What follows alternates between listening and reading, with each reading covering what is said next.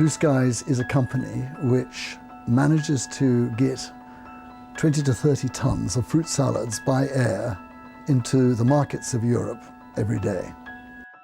Interesting time when we started the business and you stepped off that aircraft and you were hit by that great waft of hot air, as if you'd put your head inside an oven, very humid oven as well, because just for a moment, you say, what on earth have you done? You know, how come you find yourself? I'd just been fired, actually, from my last job, and I was, 50, and my wife was saying, well, what are you going to do next?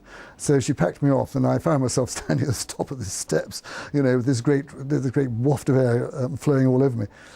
But I walked down the steps, and it's daunting to begin with, but somehow you have an idea which you're determined to see through, through necessity. And I think actually necessity really is the mother of an awful lot of things, and certainly entrepreneurial activity.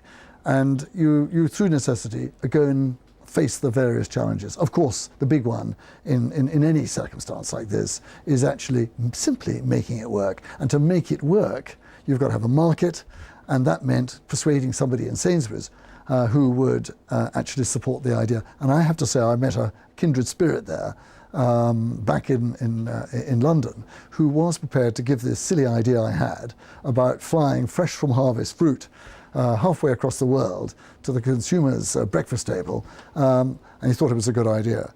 And I also had great support from British Airways, who were prepared to use up that space that's underneath the bottoms of all the passengers who were flying back and forwards from West Africa, again, to good advantage.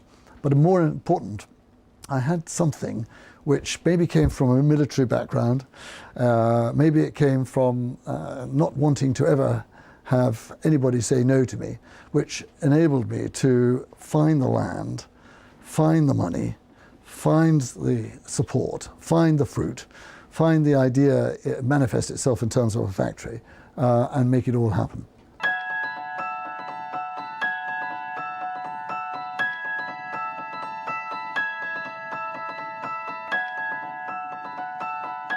Walking into a country, very much a country which would be recognized by many of the people who travel into West Africa or any part of Africa perhaps today, where there is need, there is poverty, there is a desperate wish to catch up.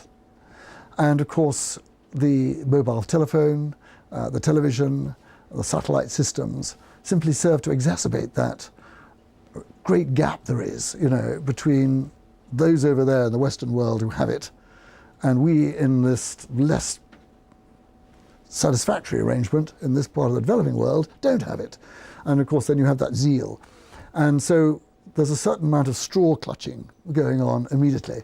And if a straw turns up in the guise of a clapped out old Englishman who reckons he can make something work in Africa, then you clutch at it. So I found no difficulty at all from the local people wanting to join in. Very important that I used our joint effort enterprise to really put at ease people that this wasn't some neo-colonial experiment which was about to take place. This was something real. This was something which we believed would work. And all we needed was you to hold hands with us and we would move forward together and try and make it happen. So very, very easy. The difficulty was with people when you're trying to make these things work is actually with the intellectual, the intelligent, the educated, the suit for the tie person who very, very often knows it all and wants to work, is already getting a very good salary, wants to work to standards that are perhaps prevalent in the Western world, but is actually located in the developing world. The bankers, dare I say it. Sometimes there's a difficulty there, sometimes with accountants, sometimes with property developers, and so on and so on. The professionals, the lawyers. There we sometimes had a difficulty. But dealing with people who wanted to make it work, the farmers, the eager young faces that wanted to come to the factory, etc., no problem.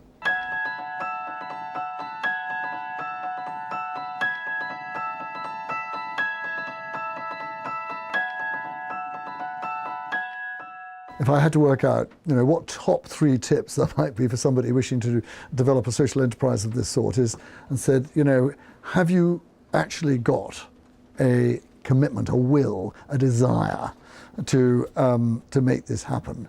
Because if you have, you're in for an awful lot of fun. It is going to be so rewarding, you won't believe it.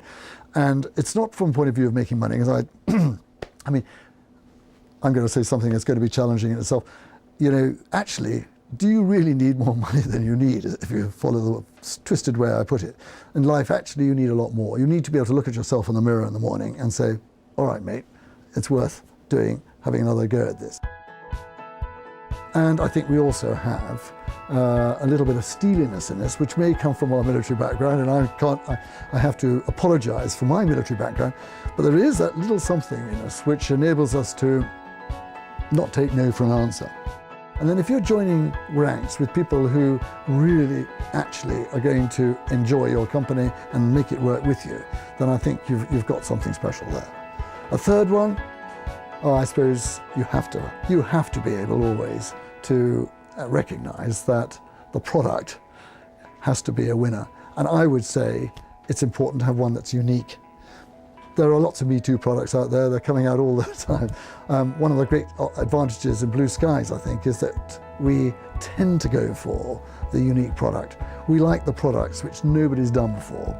They can be challenging, and they can call on all those various strengths that I've just been referring to. But the fact is, they tend to give you a head start. People will come in behind you, but don't worry about them. Just go for the next one that hasn't been thought of before.